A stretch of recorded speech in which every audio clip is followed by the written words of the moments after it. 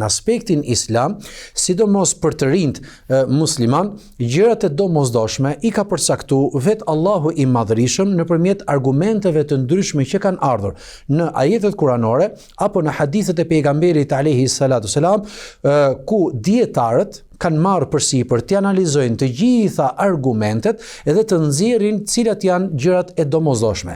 Dhe në islam kemi 5 domosdoshmëri, të cilat janë të panegociueshme. Pra janë 5 domosdoshmëri që ne nuk negociojmë të këto. Nuk negociojmë të ato dhe duhet patjetër të jetojmë me to, të jetojmë për to dhe të japim jetën për to. Këto e diçka vërtet e rëndësishme. Prandaj quhen të domosdoshme. Pra sa gjë të nevojshme është diçka tjetër.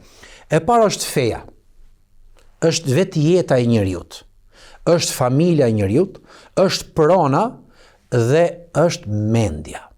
Këto janë 5 gjërat e domosdoshme të përcaktuara në sheriatin islam, në fen islame. Pse këto të 5-ta? A mos vallë nuk ka gjërat të tjera të cilat janë shumë të rëndësishme? Ka, por këto janë 5 gjërat e panegociueshme. Elementare, le të themi. Këto janë elementare. Njeriu nuk jeton dot pa fe. Njeriu nëse jeton pa fe, do thot jeton pa Zot. Nëse njeriu jeton pa Zotin e tij, ai nuk njeh krijuesin e tij. Në momentin që ky njeri është mosminjos ose ndoshta mohues i Zotit që e krijoi, i krijuesit të tij, nuk ka se si të jetë më i sinqert me krijesat e Zotit. Shumë e qartë. Dhe mos harrojmë pjesën tjetër që në të gjithë në bashk, fëmijët e vegjël, pleqt, burrat dhe gratë, ju të rinjt, gjithë në bashk, jemi nisur për një destinacion të fundit që në momentin që lindëm, që në momentin që erdhëm në jetën e kësaj bote. Mos harrojmë që ne nuk ishte zgjedhja jonë për të ardhur në jetën e kësaj bote, dikush na solli. Pse pikërisht këtu dhe çfarë ka për te kësaj?